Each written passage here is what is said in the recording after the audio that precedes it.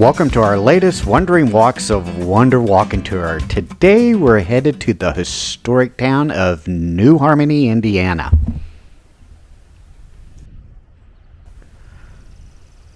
New Harmony was founded in 1814 by a group of 800 pietists from Württemberg, Germany. The Harmonist Society, or Harmony Society, led by George Rapp, arrived in the United States in 1804, seeking religious freedom and establishing a community in Butler County, Pennsylvania. After 10 years, the Harmonists purchased 20,000 acres on the banks of the Indiana Territory's Wabash River. The Harmonists' literal interpretation of the Bible, combined with their interpretation of current world events, led them to believe that a second coming of Jesus Christ was imminent.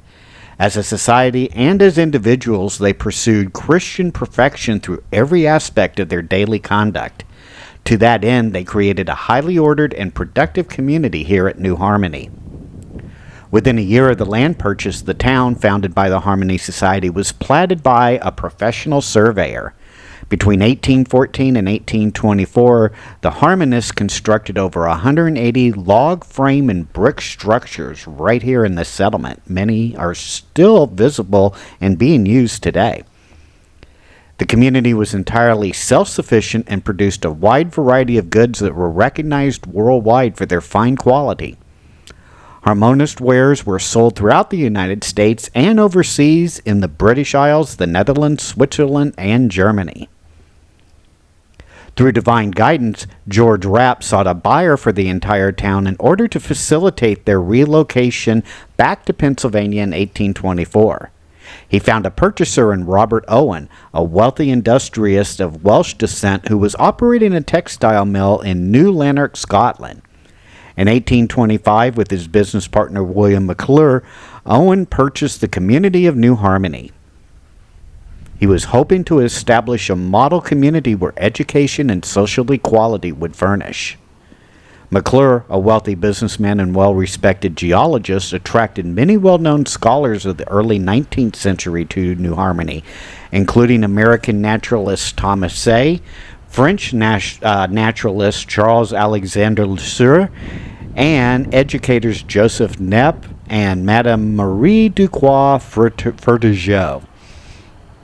Gerard Troost, a Dutch geologist, and Frances Wright, a Scots-born early feminist, was also drawn to New Harmony.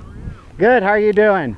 Owen's community of equality, as the experiment was known, dissolved by 1827, ravaged by personal conflicts and the inadequacies of the community in the areas of labor and agriculture. Despite the breakdown of his experiment, Owen's utopian dream brought significant contributions to American scientific and education theory, study, and practice. Owen's efforts to effect change and enlightenment came to fruition through the work of his children in New Harmony and young scientists and educators who came with William McClure. His eldest son, Robert Dale, was a member of the United States Congress, the Indiana legislature, as well as part of the nation's diplomatic corps. While a member of Congress, he sponsored legislation establishing the Smithsonian Institution. Robert Dale and his brother David Dale were involved with the planning, design, and construction of the institution's first building, which still stands today in Washington, D.C. Second son William Owen was regarded by his father as the practical leader and planner of the family, and in 1825 was left in charge of New Harmony while his father went east to recruit additional adherents to the social experiment. William was active in the areas of banking and agriculture and was instrumental in the founding of the theatrical tradition in New Harmony. David Dale Owen was a geologist influenced in his studies by William McClure. He conducted the initial geological surveys of the state of Indiana in 1837 and 1838. As chief geologist for the federal government, David Dale surveyed 12 other states, mapping mineral resources and helping to open the way for industrial development of the Midwest. Youngest Owen's son, Richard, a dedicated scientist, distinguished himself as a professor of natural sciences at Indiana University and later served as the very first president of Purdue University. As a Union Army colonel during the Civil War, Richard Owen supervised a camp for Southern prisoners of war at Camp Morton in Indianapolis, where he was later honored by them. Jane Dale Owen taught school in New Harmony and helped her brother David with papers on geology.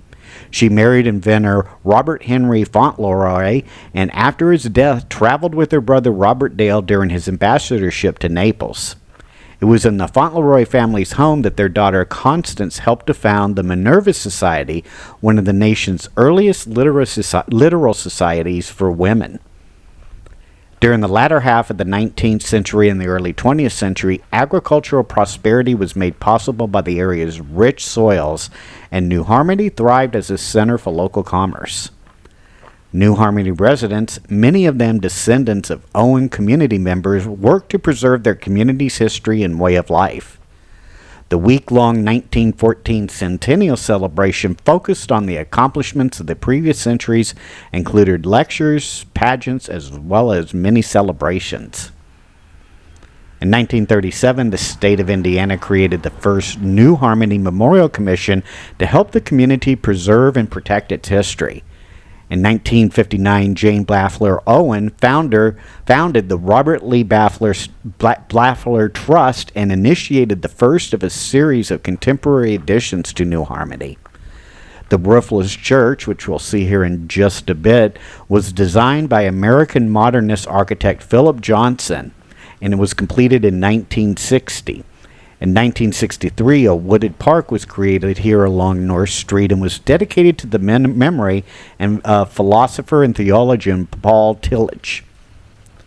Historic New Harmony itself was formed. An organization was formed in 1974 to begin a period of restoration and revitalization in New Harmony.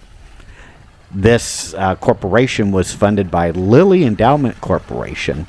And one of the first buildings to be constructed as part of the major revitalization was the Athenaeum, which is the visitor center we saw at the beginning of our walk. As we go through the town, you'll see many of the buildings. Tried to list as many as I could, along with the dates that they were manufactured, like this 1840s garden house. And you'll see other famous historic structures as we go throughout the walk here in New Harmony.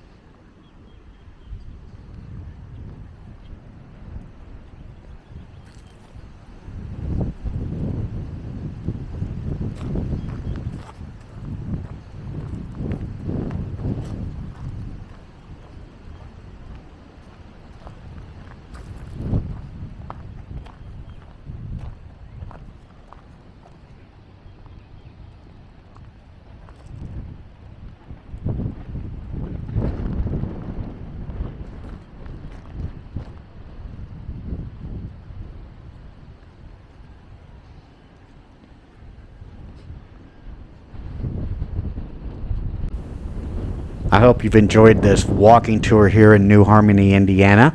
If you have been to New Harmony before, leave a thought and a comment about what some of your impressions were like while going through and visiting the town.